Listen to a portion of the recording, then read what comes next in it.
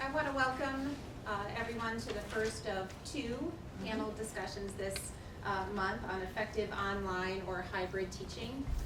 The panel discussions are organized by the Center for Teaching and Faculty Development.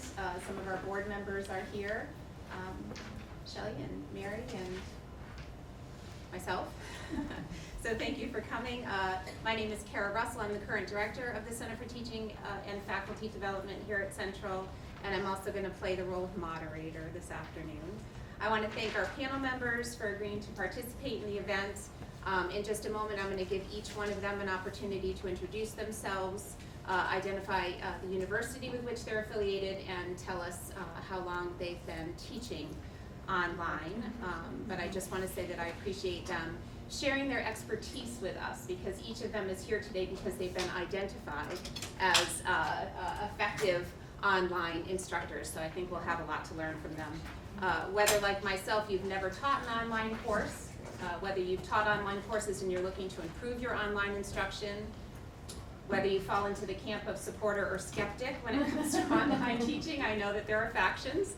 I think everyone will come away with something to think about after today's discussion. I have a preset list of 5 questions I'll ask the panel participants after they've each had an opportunity to introduce themselves, but after those preset questions, we'll open it up to questions from all of you. So let's start by having our panel introduce themselves. Should we start at the far end with Susan? Hi, I'm Susan Dean, and I have been a faculty member at Charter Oak since 2001. Before there was any instructional designers, we were just kind of indoctrinated into creating online courses and putting up them ourselves. So we didn't really have a lot of help. So it was really trial by error at that point. And that's a good and bad thing. Currently, I am also, my full-time job is I am an associate professor at SUNY Delhi in the RN to BSN program. It's an online program about 9 years now. We went from 0 students to about 1,000 students. And we were voted in 2013 and 2014 by U.S. News and World Report, one of the best online programs. So we have a wonderful program that we're very proud of, and I hope to share a lot of our best practices with you today. Thank you. Hi, I'm Patrice Ferguson. I'm also representing Charter Oak today. I currently serve on their core faculty, and I'm the Associate Dean for Charter Oak's core faculty. My full-time job is not my online teaching. I'm actually executive director of a child development center, but my other half-time job is associate professor at Post University in Waterbury. And I will tell you I'm here today because in 1999 I was asked by Charter Oak and Post if I was interested in developing some early childhood courses online as a joint program. And so I said, okay. I was teaching traditional face-to-face, and all my degrees are traditional degrees. And but I said, okay, I'll try it. And I ended up developing the very first online program that Post University ever had, which they don't really advertise too much, but it was an associate's in early childhood. That was the first degree at Post. And I continue to teach on ground and online, but now I just teach online. I do teach for Charter Oak 3 different courses. I teach in the alternate route to certification for the birth through 5 program at Charter Oak, and I continue to teach classes for Post University. The program, in the meantime, I developed a child studies program that was a bachelor's degree program to meet the needs of the early childhood field for the state of Connecticut. And that program went from starting with 9 without any advertising to 1,600. And it grew so big that because I was half-time, they hired a full-time person, but I'm still there as an associate professor teaching there. Well, I'm David Ollanado. I think most of you here know me. I manage the Instructional Design Technology Resource Center, and I have actually worked with many of you here in the audience. And I have taught online, totally online. Also have taught hybrid, totally online for Eastern Connecticut State University. And also I have helped prepare courses here for faculty teaching online and also hybrid courses. My background is instructional design, actually graduated from Central Connecticut State University and with my master's. And I just love this.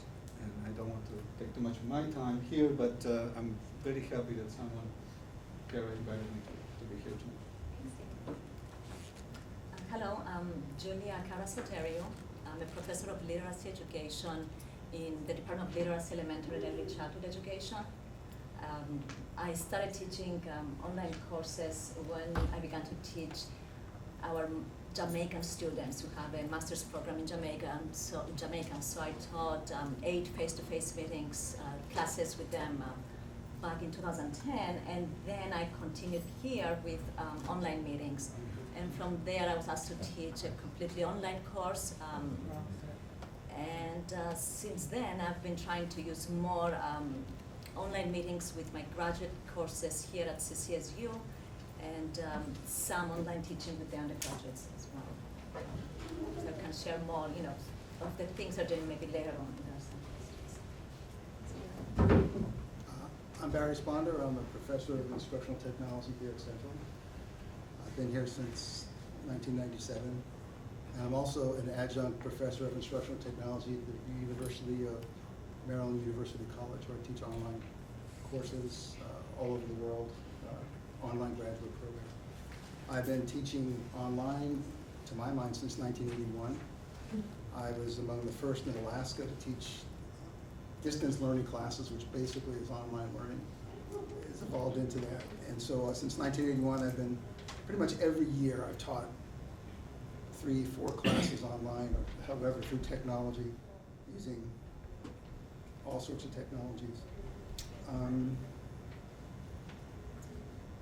I actually was a non-traditional student in the late 60s when I was in the military.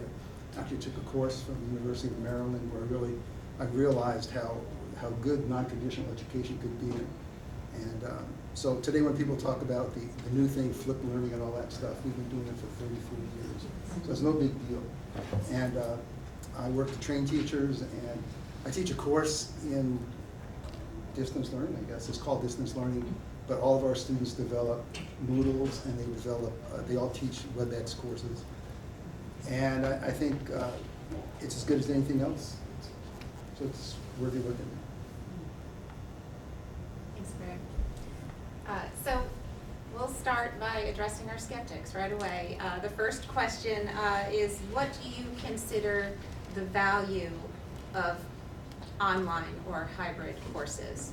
And any panel participant is welcome to answer that question first.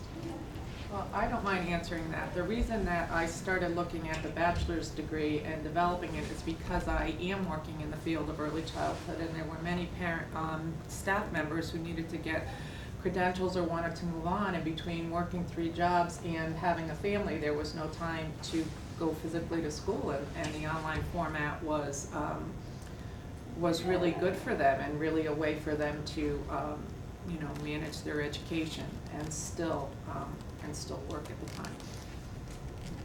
And I agree with Patrice. I mean, one of the reasons for me is the practical reason. We have graduate students who would rather take the class online than driving to CCSU for their class. And parking gets easier, babysitting issues get easier. So that's the practical solution, and most graduate students love to take the online classes. Undergraduates, I'm not sure about that because they still have to be here for other classes if the degree they are pursuing is not completely online. So one is a practical reason. The other one, in my case, is the exposure to the integration of technology. I teach pre and in-service teachers, and in our field, we want them to use technology in the classroom. So if they participate in online discussions in my graduate course, there is a better chance, I believe, that they will do an online discussion with their middle school or high school students when they teach English and when they discuss different books. With elementary education majors, it's the same. We want them to use more technology in schools, but if I don't use it for them, it's unlikely they will try something new because it's not something that is assessed by public schools. So I want to give them the exposure. I think we have a responsibility to expose them to the use of technology as a tool to support learning and teaching. So that's my second reason.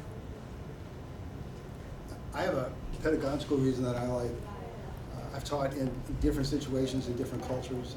When I was living in Nepal, we used technology, radio Nepal to reach students. In Alaska, I found that normally we teach Native American students, basically they don't like to volunteer to speak in the classroom. Yet when we were online, we were able to make it so that people really feel encouraged to participate. And so there's just an important cultural aspect to everything we do in education, but you can certainly use the online classroom in a way that really helps students maybe do things they want to do for themselves, but really aren't able to do. So as we design, I'm also an instructional designer. That's my degree in instructional technology, instructional design. And so I purposely try and design my classes so that we get that kind of interaction from people who are more reluctant to speak in a one-to-one classroom. I don't believe the on-campus classroom is the ideal. You have non-traditional all over the place. I think the richness that the discussions bring, because you don't have the student in the back of the room who never says anything, but has something to offer. But in the online environment, everybody is discussing something. That's their participation. They have to. And so everybody has a voice. And I think it really brings such a broadness to the topics and concepts that we're teaching. And the other thing is I think that we're also broadening the population, or the geographic population. And it's interesting how there's differences where you live, and to bring those cultural differences or geographic differences to discuss what's happening in English or what's happening in nursing in Alabama that's versus Connecticut. It's very different. And get them to think differently about concepts through that sharing. From my perspective is to help design courses that are interactive, that are engaging, that help the students actually feel that they are in a course and not in just some web page that they're reading and answering quizzes, that's what I do. So the richness that have been mentioned here, I think I totally agree with. Again, my challenge is to help faculty to design the course in a way that will bring those students to converse and to participate and to feel that they're part of a narrative in that course. And that's kind of my job, the way I see it, and how I would answer your question. Terrific. So my next question is for those of you who began your careers maybe in traditional classroom settings or face-to-face on-ground classrooms, and then transitioned to online or hybrid teaching.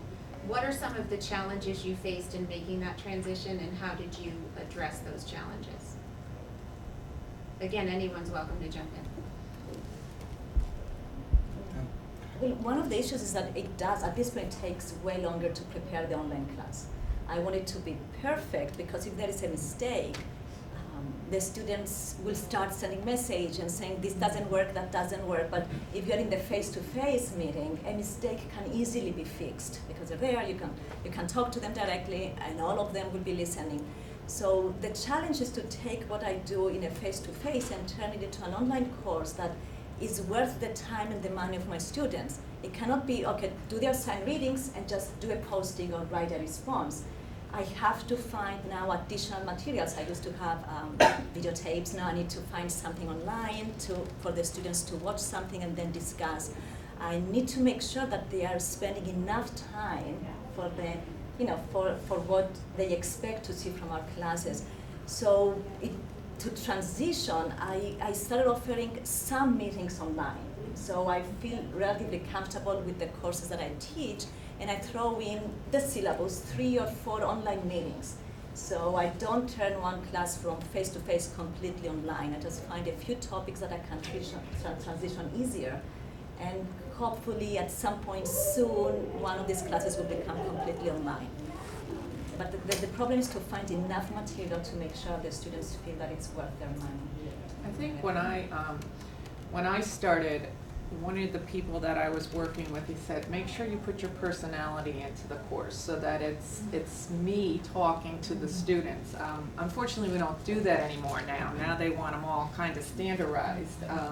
So I can add it through the discussion, through emails, through announcements. But one of the things that was the hardest for me, when you're teaching face-to-face, you have your office hours, you have your class, and then you know, only meet the students at certain times. But when you're online, they want you every minute. So 24/7. that is, and if you're not, when you get your evaluation at the end of it, you know, they ask if you were available.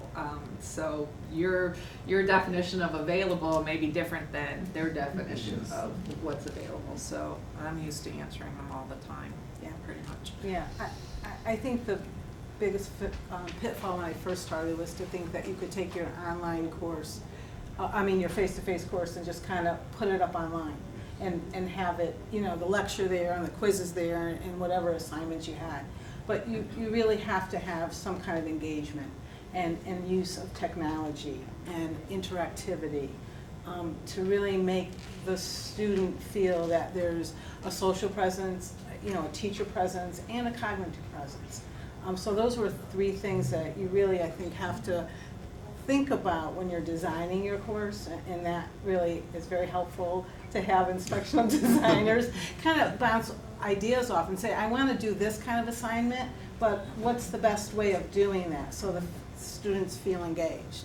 I also feel that the expectation sometimes, like you said, that students feel like, oh, well, Professor Dean, I emailed you last night at 11 p.m. Well, I'm sleeping, I'm sorry, you know, it's 6 a.m. now and I'm responding. So that still goes on a little bit. I think it's a lot better because people do know a lot more about online learning. Those kind of things. But to me, it's really making that connectiveness with the students. You know, we're just not a name anymore on a computer screen. I put up a Powtoons video of me. That's my introduction. And I have so many students say, oh my God, it was just nice to know who you are. Rather than just, I don't know who you are. Are you really Professor Dean, or is there somebody else teaching this class?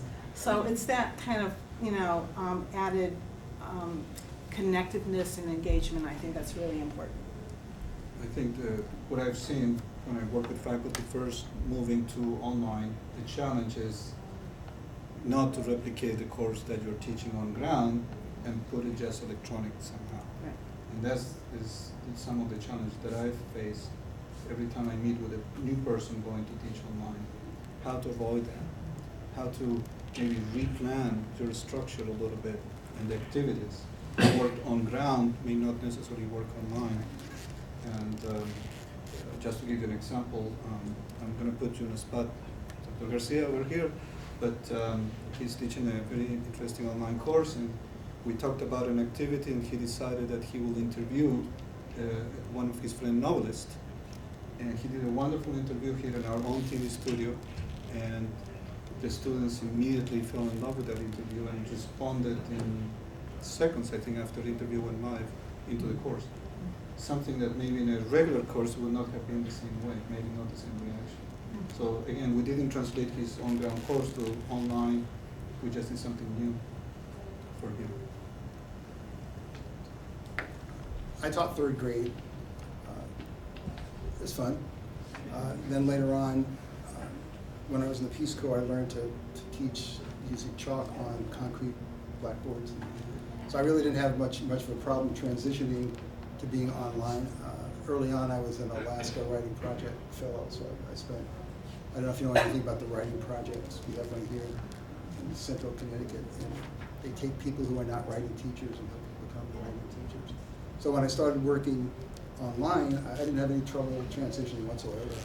The only problem that I found personally was the technology. It was always, you know, if and or when. We had sunspots. I mean, we were talking like 100 degrees below zero weather. People had to get to the school because most of the students went to the local school to work. All sorts of things. So I have ways that I try and deal with if one thing doesn't work, you try number two doesn't work, you try number three. You try and develop as many materials as possible for students. And I'm always available because teaching online at the University of Maryland, I tell students that just within 24 hours I'll go back to you because I'm always online anyway. And, you know, if you give them, I have a couple of things that I realized over the years after making so many mistakes, things that can be proactive. And one thing is I use a late pass. So for any particular assignment that anybody wants to use a late pass for, no reason except to say, use the late pass, that gives me an extra 2 weeks. So it takes away a lot of the tension from people because they don't feel like they have to get on this and that and the other thing. It took a while to develop that kind of stuff. But in general, to me, it's the technologies. And now we have David and what we're doing here, so I think we're in pretty good shape. Terrific. So my next question focuses more specifically on student engagement.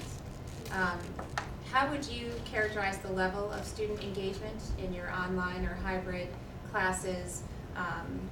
In your experience, are students more or less engaged in online classes than they are in wholly face-to-face classes? I have to say that they're much more engaged, much more engaged. I mean, how many times I've been in a classroom and you know, ask a question and it is dead silence. You know, there's nobody that wants to be the first one. And I don't find that in the online environment. And I think when they read each other's postings, it almost is a motivator for them, for the students who maybe don't post a lot the first time, to say, oh, I gotta do better. And that's been very motivating to see weaker students learn from that and have a voice, where in a classroom they could sit there all semester and not say a word. In the online class, there is more accountability. You see, we have the on-ground meetings, you know, and it's okay, you have to participate, but none of us is you know, counting how many times each student is participating in these face-to-face meetings. But in the online class, they know that everybody has to do one posting maybe, and then after everybody has their first posting, everybody has to go back and have a second posting. And in the postings, for instance, I need to see references to the assigned readings. So when I grade those postings, they know that there's very specific expectations. And yes, we do keep track because I want to see if you had 1 or 2 postings. If there is no accountability, then maybe we don't see as many postings, but they know that you expect to see 1 or 2, they will do it. So then you hear from everybody. And when you don't like maybe the engagement, you will say, you know what, I still haven't heard anything that relates to our readings. What's the new thing that you learned that you can bring in the discussion? So there is that option in the online class. Maybe you can do better in the face-to-face, but we don't keep track in the face-to-face meetings. I think you said that right up front. Our universities tell us how, you know, that they're supposed to go in this many times on this many days, so that it's not like if someone goes in on the last day of class and decides to put 3 posts in, you know, they're gonna lose points because they weren't engaged in the week-long topics with their classmates. The other thing that I like to do is I try, depends on how many students I have. When I first started at Charter Oak, we had 40 students. But now they don't allow that anymore, so I have 20 or 25. But I like to go in and, you know, if they do a post, I like to go in and ask a question so that they then have to answer me again, or I'll post a question to the class, even though there's already a discussion question. I'll say, well, what do you think about this? Or I just found this article and I'll attach it. Any comments on this? And it really keeps them, and I think, you know, except for the people that just want to be done with the class, which you get, people really like to be engaged, and I get a lot of postings in my courses. I'll follow up on yours, because I have this rule of 3s, where whenever students make a post, I don't care what it is, it could be Shakespeare. I'll find something to question it. And I always, it's one of the writing project things, you got to be able to show and not tell. So some people say this and that and that. So I'll always look for something to have them respond to, because there always is something that needs to have additional information. But I forgot, what was the original question? About participation. Oh, participation. It depends what engagement means. I don't know what engagement means, standing up, sitting down. But in Alaska, I used to actually sit and monitor the teachers when they taught. It was all synchronous, and there was some asynchronous to it. And even today, everything I've ever done had the synchronous component. So I would sit and count the changes of speakers, so how many times a teacher would speak versus a student would speak. And the teachers that were the most effective seemed to be the ones that had the greatest number of exchanges. And so from that, when I started teaching, I would always have, at the beginning, because people would come in late. Ever happened to any of you guys? So what I would do is, I would always have people at the very beginning of class respond in 5 minutes to something they did for homework. They'd have to read it out. So if someone came at the very last second, then it wouldn't be wasted time, just wasting and taking attendance, but someone would come in and they would give their response and then we'd move on. So the idea is, I don't find any big holy grail to being online doing stuff. It depends on the teacher, the class, the subject matter. Some subject matter, I mean, how are you going to say students are engaged unless you actually see what they actually turn in and stuff? But I think the possibility there, I mean, I don't think engagement is like a deal breaker. You can definitely design that. So that's my experience. And more things, the more technology we have, and the students, you know, they're taking courses and they're using their phones to talk to you and talk to everybody else. I mean, you know, we would talk about addicted to phones, and it's true. Not me. I could lose mine and it would be okay, but my kids are like that, and so they do everything on their phones. So they're used to all these technologies. So you have to incorporate that into your courses, even though sometimes it's the older. I'm not sure about the statistics about what age group does online. I think it's a little bit older, but because a lot of the kids go face to face, but now they're doing online high schools, and it's just, and my children are online all the time. I have to check their grade books, I have to go in, you know, I have to fill out forms. Everything is online now for the school systems. So I think, but one of the things to talk about engagement, like someone asked me, I was redesigning a course, and they said, you know, they taught it face to face, and they said, I did this Jeopardy game, you know, to learn terms at the end. Do you think you could put that in the online course? So I said, okay, but I asked the instructor, the design, now I have an instructional designer, and we did even then, but we did most of it and they just put it up for us. But I asked if they could do something like that where you could click on it and it'll turn around, and so it's engaging and it makes it fun for students to go in and do that. Yeah, I think the level of engagement certainly reflects the type of questions you were asking, you know, the discussion, rather than just saying, just give me 3 things. Everybody's giving you the same 3 things. So it's really designing the assignments and discussions that are going to really broaden and enrich the discussions, and rather just not do rote things Right. back. And there's no discussion. There's no discussion. Right. Because one more thing for the engagement, it's another rule of thumb that I follow, is that students should learn every technology that they use. So, and technology is consumer level. So you don't have to be a computer nerd, you don't have to go to, if you want to use Jeopardy labs. You don't have to have anybody design it for you. I don't know if anyone knows that. A college student put himself through college, he made a game called Jeopardy Labs. I've been using it for like 10 years. And basically you can make your own Jeopardy game, 5 minutes. I mean, it's terrific. And there are all sorts of technologies that you can use, again, the consumer level technologies, to get students to use it. So every student in all my classes, they all have websites, we do wikis, and they make movies, they all learn how to do that. And that's part of how they are engaged, because the technology should be something you impart. Doesn't matter what class teaching, doesn't have to be a technology class. Whatever class you're teaching, you can bring in technology and have students respond that way, because they're doing that outside of class, Yeah. right? In that same course, that students have to do a public service announcement, because there's certain things that we have to check off in teaching that they can do, and we have to hear their voices.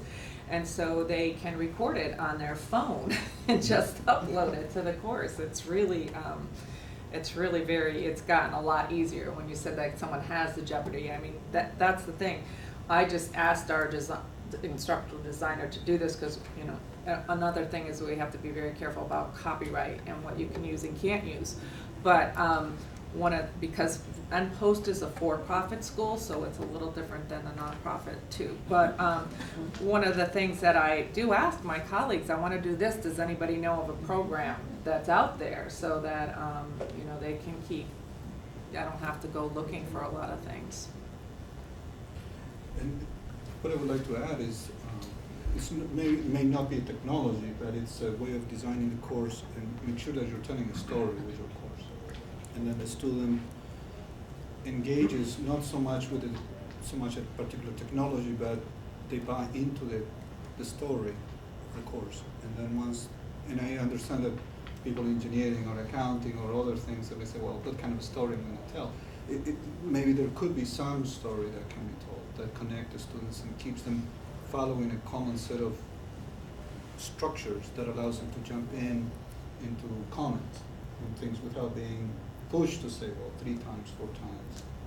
And another thing, I don't know, this is very controversial too, even at Post, is electronic course materials instead of textbooks. So I have designed courses with just electronic course materials, but there was a lot of information out there. There's so much information now that you can get a whole publication that's put out by the government that you could use for free. Like I was teaching a health, safety, and nutrition course, and so I could find a lot of the information. There's still pros and cons. You've always got to, before every course or every week when the course opens, you have to go in and check and make sure all your links are working and that's everything is available. The other thing that I find, though, one of the reasons that we were looking at that is because the students would not order their books. And then, I don't know if it still happens and they try to get away with it, but if you ask once in a while, you do have to do the readings in the book, and here's how it translates to what we're doing in the course so that they are reading it. So I teach both, and we still have, and then there's ebooks and Course Smart books, and there's all kinds of things that you can choose to use. Sometimes it's driven by your university and what their policies are. But I try not to have a textbook assignment the first week, because then you get someone who doesn't have a textbook because it's an 8-week course. Ours are run 8 weeks, and or someone sent them the wrong book and the wrong edition. They do have an assignment, but it may be something that they can use without that textbook for the first week. Okay, this question, I think we'll go down the row and start with Barry. For our faculty here who have never taught an online or hybrid course and are considering doing so, what's the one piece of advice you would want them to leave with today? To start, pretty simple. It's not a big deal. You could have fun, actually. And basically, I look at it as a fun challenge. The faculty, super intelligent, accomplished, and this is a way to really help your students. And so I just think the one problem that I have found in general working with adults and teachers is that because we're all accomplished, we don't like to look stupid. Mm-hmm. And so that when we start out with something, we're experts in whatever field, but then when it comes to teaching online, we haven't done it before or something. But it really is not as intimidating as you might think. I would disagree in terms of how much time it takes to prepare. Basically, I teach on campus and online, and I don't see much difference. I've taught the same class both online and on campus. I have just online classes. And once you get in the rhythm, I don't think you'll have any problem, personally. I would say if you are, thinking about starting, start with a course you have taught before and you feel comfortable with the topics. Look at your syllabus and identify maybe 3 topics that you can easily change into online meetings. Maybe for certain that you can find materials online like movies, webcasts. Start with those topics. And then maybe the following semester you add 2 more topics because you had more time to look into it. There are topics that are very difficult to turn into online meetings. For instance, when I do hands-on activities with my students, they cut out the materials, they come to class, they present in their groups. It is very difficult to take that and turn it into something else. So I'm thinking first start with topics that you believe you can turn into online meetings and make it user-friendly for your students. So when you have very clear instructions on what they need to do online, so when they go online, it's clear to them where they need to go and what to do. Otherwise, they will keep asking where is this and where is that, and is this the next step? So comfortable with the topics, and user-friendly instructions. So could I just answer Dito? No. Yes, I agree, of course, with everything that has been said so far by both presenters here. Definitely have fun. For someone who's never done it, please have fun with the topic. It is something that is doable, and I believe most of the faculty that I met here are capable of doing that. Yes, there are personalities who may not lend themselves to be a good faculty for online right away, but with time and understanding and some of the instruction, I think we could see if you can enjoy the online medium. You can still be very engaged with your students and very connected, and you can actually get to know them as well. And you have a benefit here that most of the students that you're going to be teaching, you may have already seen in person in your own courses. So it adds another level of another perspective to teaching online here. Can I ask David a question? Something you mentioned earlier. I really liked your comment that it's not just a web page, it's a course. Right. So when you're talking about answering this question, if you're new to this, because you've all done it, you already know the distinction between, I don't want this to be a static web page, I want this to be a course. Could you just fill that out that answer out a little bit about what do you feel like when you go to an online class, it looks like this as opposed to a flat website? Because I love that you said that. I thought that was really observant. Well, it's as you design the course online, you will design from your outcomes, yes, your objectives and your activities, and your assessment strategy, basically how the students are going to demonstrate, and then how students are going to actually know that they attain those outcomes and goals and have fun with the course. So it's a whole synchronization of activities that need to happen, so that way they're not just simply answering to just postings and rules that says 2 times to respond, or because otherwise just go to a web page and give them a quiz at the end. I think, you know, as I said before, sometimes when you start to develop, and I don't know what your process is here, but we have course developers now.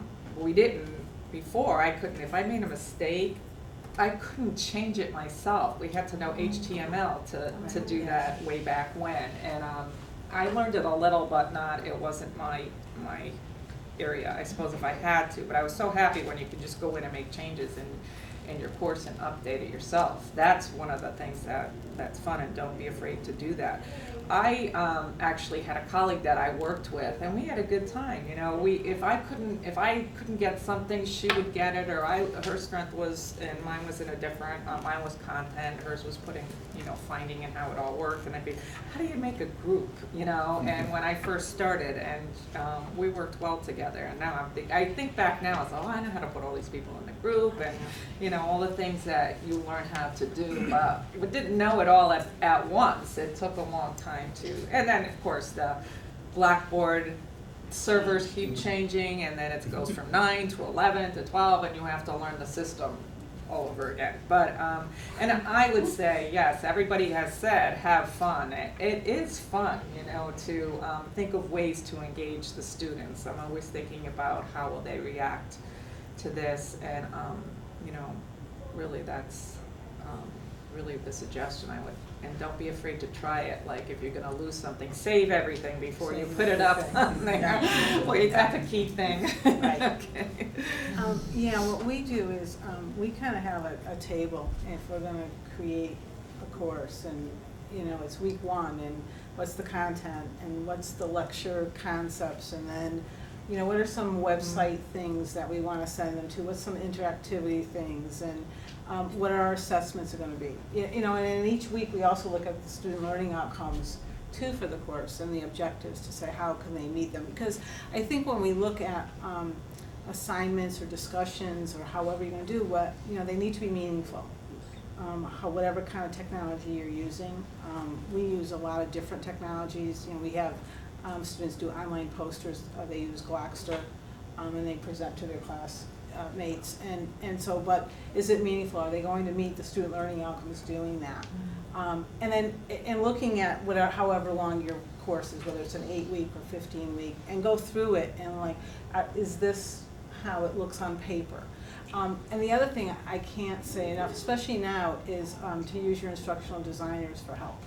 I'm not gonna put you on the spot, but Thank you. only because there's a lot of ADA stuff going on with online, and I don't know it all. I need help. I am an instructor first, and I've learned of my way through, but I do need to know those kind of things that are gonna look the right way, they're gonna meet those ADA standards, because they're very different for online. And so use them, and if something doesn't work the first time around, don't make it better the next time. You're not gonna fail, and students are not gonna fail because of it. So just, again, have fun. If it doesn't work the first time, tweak it and try it again. I think with, when you mentioned that, the ADA is that, at Charter Oak, they identify the students and then they ask me, is there anything that, like videos or any of this in your course, and then they transcribe them for the students. But currently that's changed. Oh, okay, it's Just changed so you already. know. See, it's always changing. So now, it doesn't matter if you have an ADA student or not, all the online courses have to be ADA accessible. So they all have to be and transcribed. Exactly. And so but they will do it too. Right, but They it's will- just they will good do to it. know that up front and to know what you can do and what, in the time that's involved. Mhm. Whether it's an instructional design team that is doing the transcription or the closed caption or whatever, so that you know what is necessary to make that work. I have one little disagreement, not agreement. I would say that if you haven't done it before and you want to teach online, find something you haven't done. And the reason is because you'll have fun doing it and you'll discover stuff along with the students. And I think that'll make it more intellectually. I mean, I found that, something maybe you haven't taught a lot.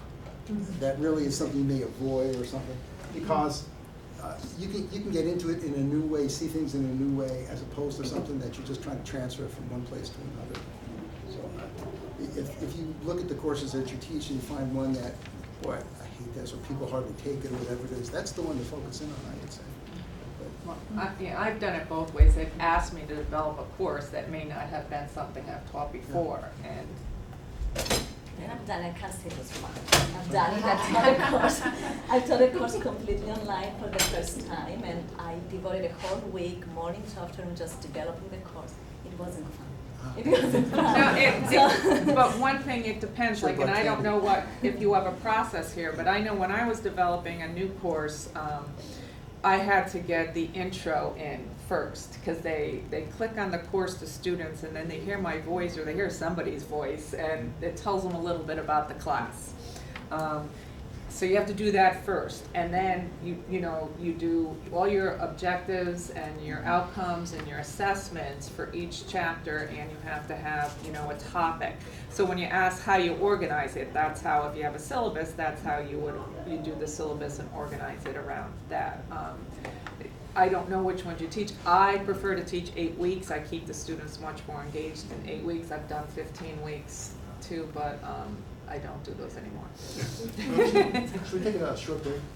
Actually, we Everyone was can do that, or we can open it up to questions now. I think we're ready to do that. I have a question for David and maybe the whole panel regarding posting a video lecture of yourself talking, and rather than sitting like in a specific video room somewhere, you actually want to do it in your office, and I did that many times before, but at another institution.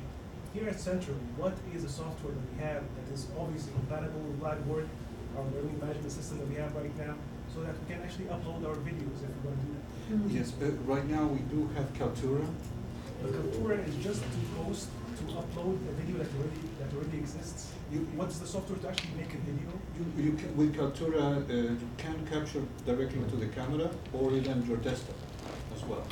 So you can capture your desktop and video if you like, also with the same Kaltura tool. It's not apparent because it's just a little setting that you have to click video camera, and it will capture. If you have a video camera on your computer, it will capture it. And can you have a communication with Kaltura with other students? Can you have a set? No, with that we could use WebEx.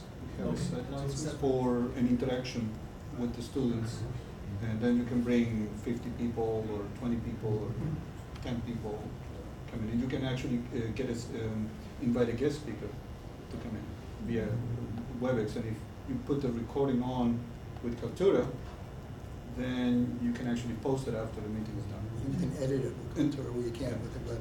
Yes, with Kaltura you have some minor edits too that you can do. And that reminds me of one of the courses that I taught with special ed, and I had guest speakers from different states, and they would just be present that week, or we had to respond to questions, and, you know, it was good, it was good for the anything I could do, you know, was actually didn't hamper me as much as having to get somebody in a certain time and in a certain place.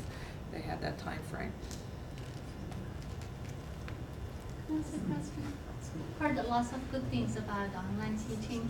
So can I ask, what do you think that the aspects that you don't like about online teaching, or the one that you feel, oh, I wish?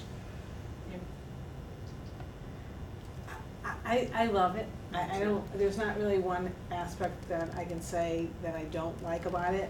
I think for me, it's more of a personal thing, because I work from home.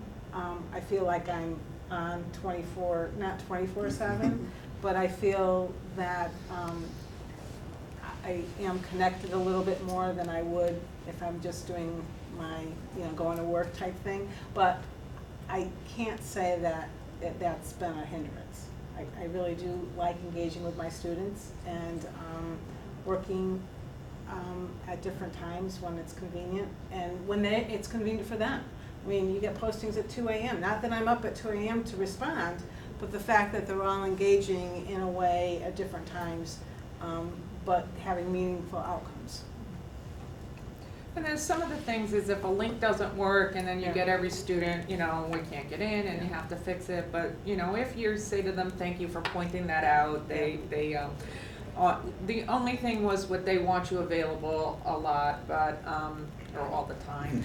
But one of the things is like, I have to travel tomorrow, so I will be telling them, I can't get back to you tomorrow because I'll be traveling, so just so you know that. If you have anything to ask me before, and then I'll get back to you. And I tell them, don't ask me questions about an assignment the last day that it's due, Right. because I need time to get back to you. So, those kind of things is, they're waiting, like, at 2 a.m., the assignment's due the next day, and they want responses. You have to kind of tell them up front, but they still, I don't know, I've been pretty used to it now, so I know that I check my course each week before it opens to make sure my links are working, to make sure that I check in on my emails. And I think I've troubleshooted a lot of those things by making announcements, you know, Yeah. a lot of announcements just so that they know what's happening. Don't forget, you know, that this assignment's due. If you have any issues, you know, please check, you know, those kind of Yeah, things. So, you have to really be able to tell them. yeah, you do.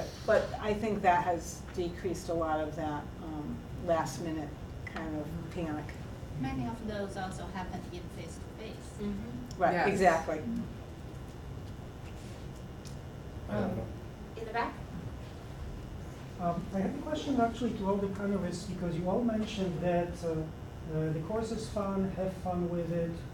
What is your benchmark comparing it to a regular classroom course? Not that I'm looking for having fun, it's just I'm looking actually more for efficiency in it than fun.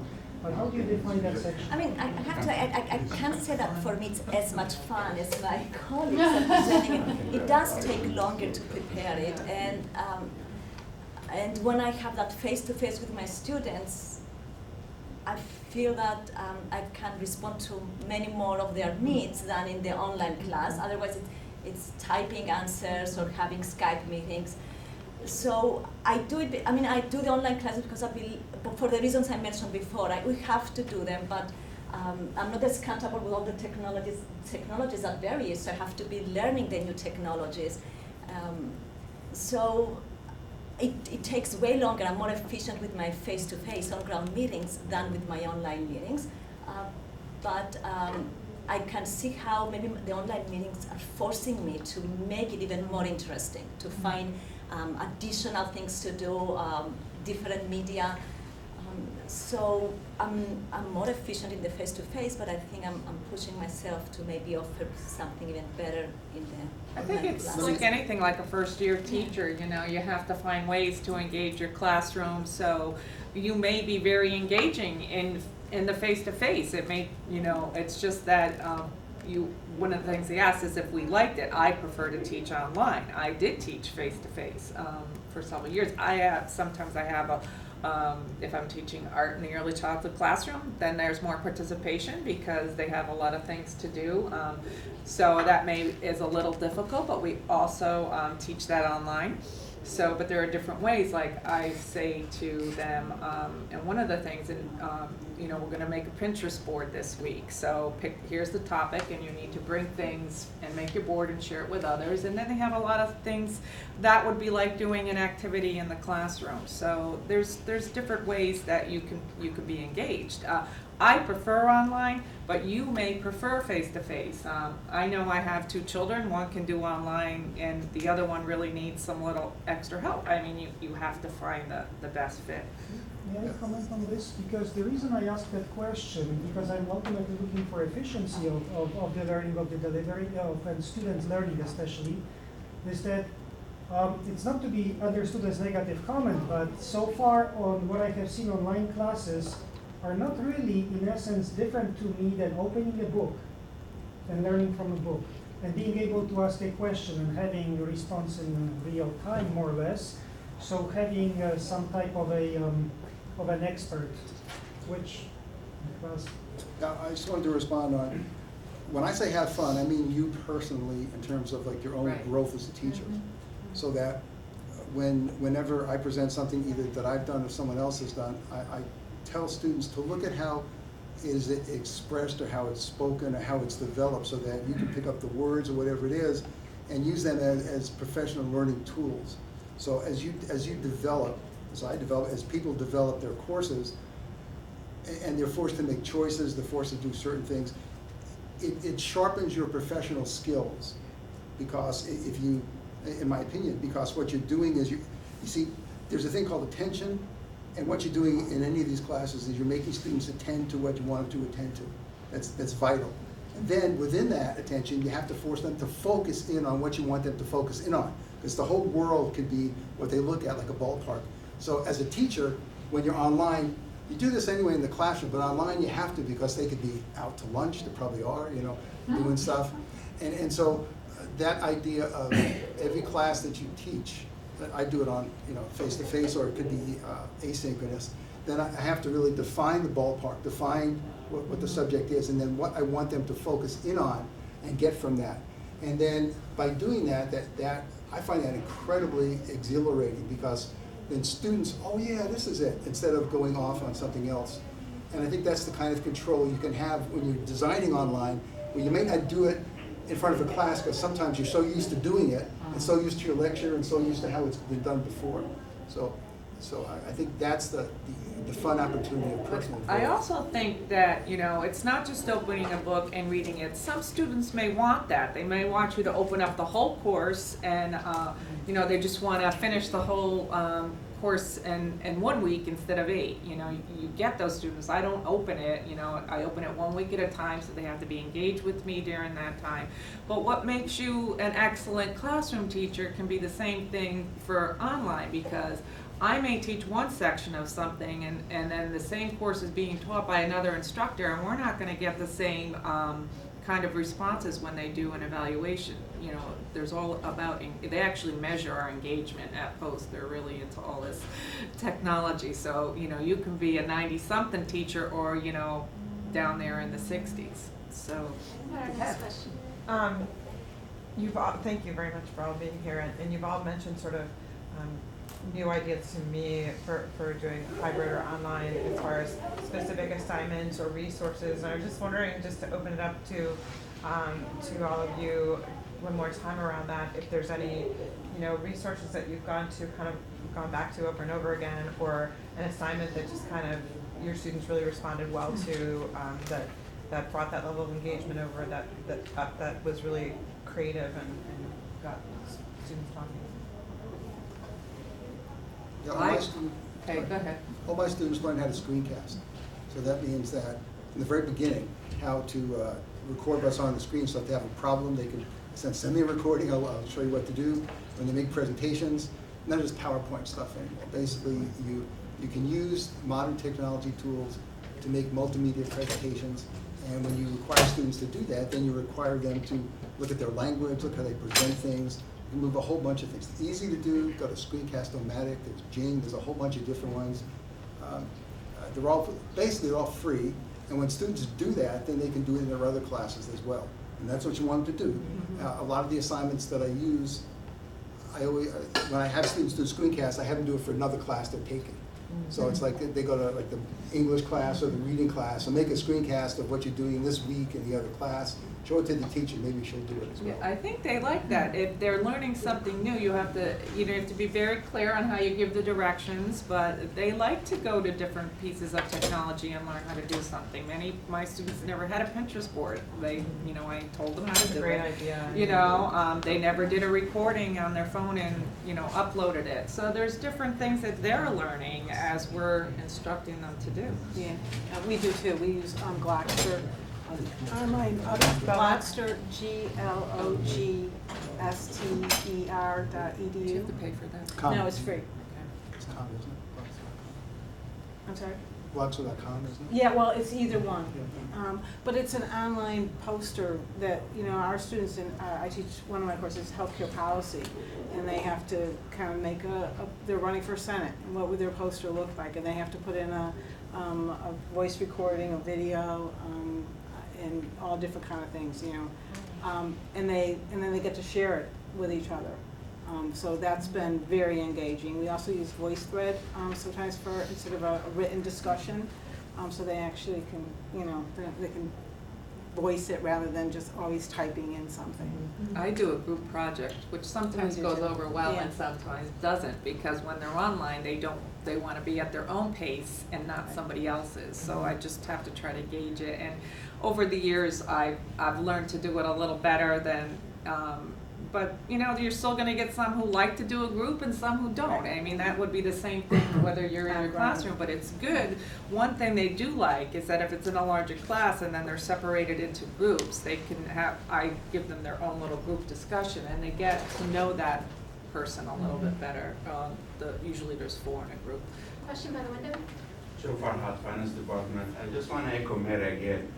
I think at least we need to agree about how we define online course because we have so many variations. Some people think it's just PowerPoint and go to the publisher website, do the homework, see you next summer, and so on. I'm serious. No, it's true. While other people go to the other extreme and say, okay, WebEx, all interactive engagement, hard to define because we really don't know how we're going to define. My question, and it seems that the workshop geared toward people who are just starting online rather who have been there for a while. What is the minimum? You should have in an online course to say, oh, this is an online course. Syllabus, alignment, objective, interactive videos, my videos, the YouTube videos. I'm just looking to those minimum best practice to have. And I'm gonna just go to my other job, my SUNY job, and what we came up with was best practices. We actually have best practices for opening a course, maintaining a course, and closing a course. And that kind of sets a tone of what the expectations are. We also have our own internal department curriculum committee, so when you're developing the course, they have to present. We also have to go to the college curriculum, but there are certain best practices or guidelines that are necessary to show that what are the technologies that you're using, how are you going to engage. So those are something I think to develop is really important, so everybody's on the same page. That's what we Do have. we have some sample class in Blackboard that we can use as a reference? So it's benchmarking. Currently, there is a way that advanced professors who have identified themselves as experts in online course design, when they identify themselves, this is in the graduate school, as advanced, they'll open up the course for the beginner professors, so the way they can show, this is what I've done, this is what I'd like to do, and so it is that kind of idea. But we also how can I get access to that class? through talking with, call me and then we can talk with the dean from the greater school. I just want to ask before we take the next question, did we address your question about what actually That's constitutes? fine, I'm familiar with the quality measure, I'm working with them Right, with that, yeah, but right. that's the You got the- question, right, that's that is really, the there's a question. minimum to define Right. an online or hybrid course we need to be aware of, it's not just. And where is Central in the Senate level and stuff, creating those guidelines, David? Do you know where we are? Well, the You know what I online mean, like committees- how far along are we for creating a framework like what you just described? 'Cause it sounds like we're working on it, Yeah, the online committee is working on but it. there's not set yet. No, it's not set. That's Do you what I think thought. it's important to online instructors to become UN certified, quality method certified? What do you think from your own experience? Do you think that online instructors should become all qualified through UN certification? We are. We don't, but we work with our instructional designers who are. So when we set up the course or the course is set up, the instructional designer goes through the exact the QM checklist with that instructor, whoever created it, and it's line by line. It may take 2-3 hours to go through it, and then that's how we do. Because at this point, we don't have all the instructors QM. We have a couple that are going through it now, but our instructional designers will go through it to make sure that. And we do that too. We are assigned an instructional designer for the length of the time that we're developing the course. And I think they've actually lengthened the time that they've had to develop. It used to be a shorter time frame, but we have a format, you know, we have to make sure that the goals and objectives in the syllabus are going to meet a certain, you know, time and in depth, and, you know, they measure that. So we do follow that, and you know, but when I first started, I didn't have anything like that. I just kind of started, but. But now I think there is, I mean, I think there should be something at CCSU, not, Right.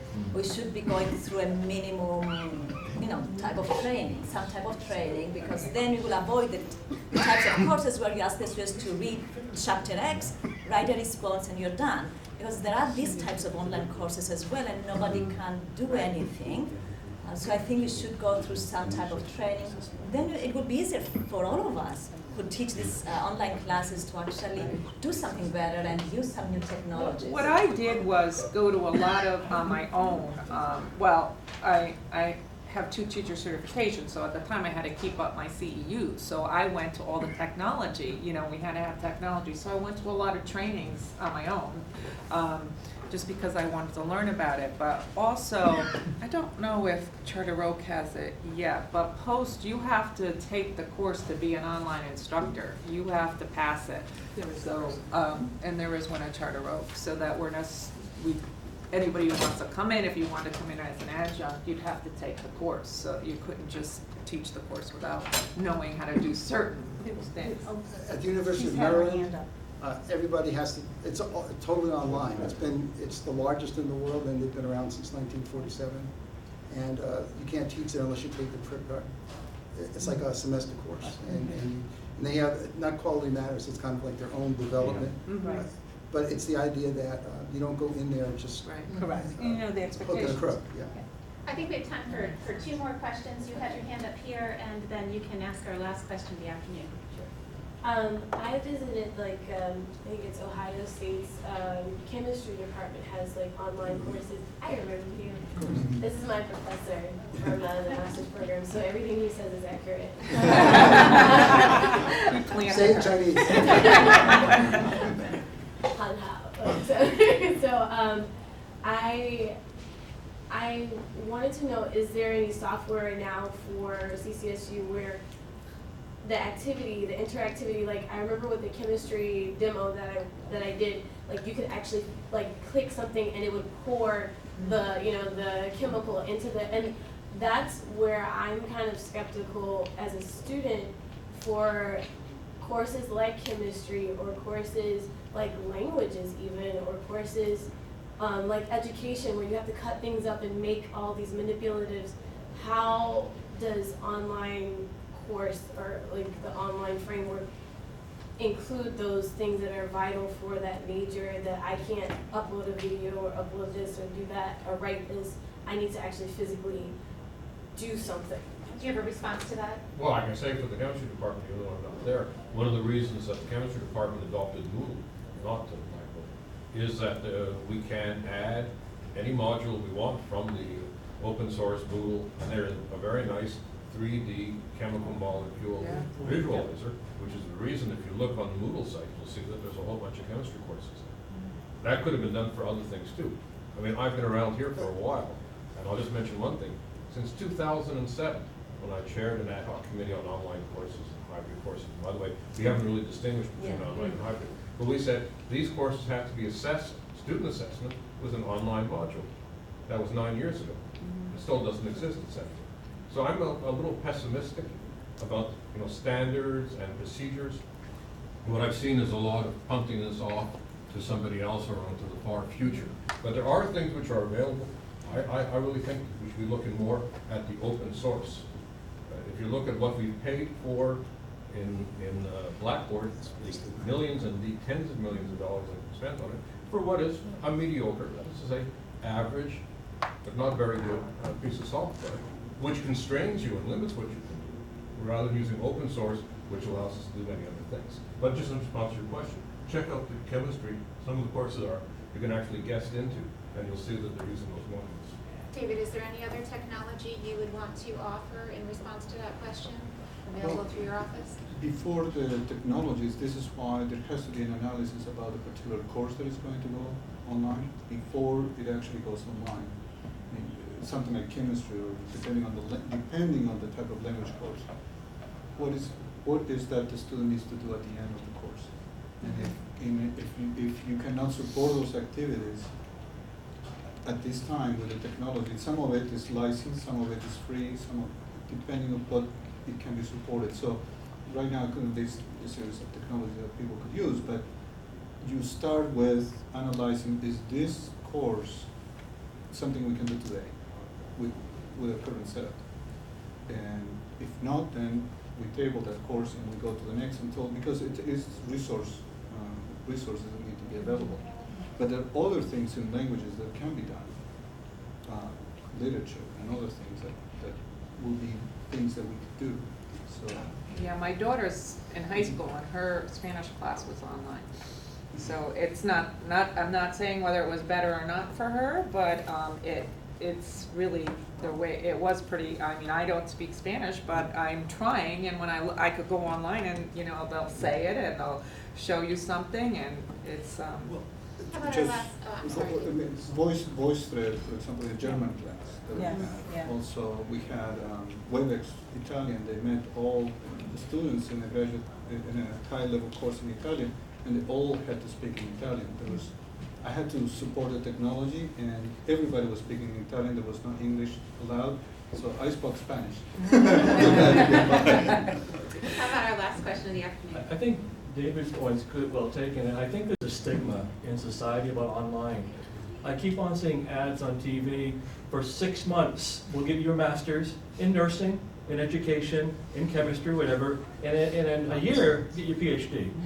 So I think there's an anomaly about standards associated with, and frankly, if I see somebody's PhD come from an online university, I don't give it a lot of weight. And I'm wondering about how that's going to change the administration. So, well, you can have 50. Well, you get 50, 60 in your online course, and they get more money, and the quality is suffered as a result. I think anything above 15 or 20, I'd be, Right. Well, that's what I'm saying. Charter Oak, we had 40, and now it's down to. But I don't think the standards are there overall to distinguish somebody that's going to do something online and it becomes crap, and somebody else puts a lot of effort in on it, and the student wants the crap one because they can get it done in a week. But one of the 10 things days. that I think, if you've been listening to what both of us, Susan and I, have been saying at Charter Oak and at our respective universities, there's a system in place. Charter Oak has someone review the course. After 5 years, it gets another course review, and people go in. One thing about it is you can enroll anybody in it to observe you. I think there is a stigma still, but Yeah. I think like anything is, if you think you're gonna get a PhD in 6 months or a year, Right. you gotta know buyer beware. I am currently in an EDD program that's online, and I am completing in the next month. But it's taken me 6 years, and believe me, I have the credits. It's an accredited program, and I've learned a lot. And I think the stigma, as long as you know that it's an accredited program, that it meets the standards of whatever higher ed education commission there is, then I don't know if I could have done it with my work if I had to juggle my family work and be on ground to get my EDD. But it afforded me an option that I could do that. And I think we just need to know that that's our society today. And I don't think that's going to change in any time soon. But I do agree that we need to be very concerned about our standards and have very high standards on what we are putting out there and making sure that our students are not just meeting outcomes, but meeting outcomes that are meaningful. It's not just a numbers game. It isn't, and I agree with You you. can put 50 in your class and Yeah, we'll make money. My brother teaches online for Baruch, and he teaches web metrics. He has 400 students in his class. They have teacher assistants and stuff. He's a published author, and students give him rave reviews.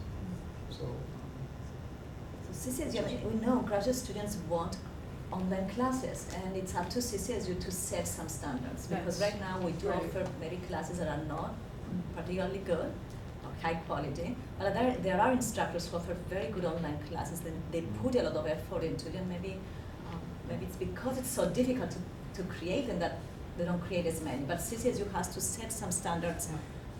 Otherwise, I think our students will go somewhere else for their online classes. But I have been here 2 years, and I haven't seen any standard. As Joe mentioned that many professors at the CCSU are doing online class. Nobody's sharing the class with me, right? And they all say the standard. What standard? We professors are very smart people. If we see the standard, and then we will just change content.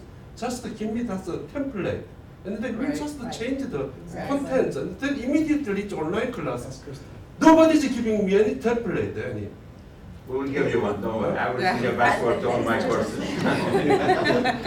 just a quick thing. It's just simply because, according to our contract, there is no flexibility to look at your course and say this is what you should do and this is what you cannot do. I think there is a committee now working on some of these standards and what's constitute hybrid, what's online, and quality matter working there, but you cannot enforce it in anyone.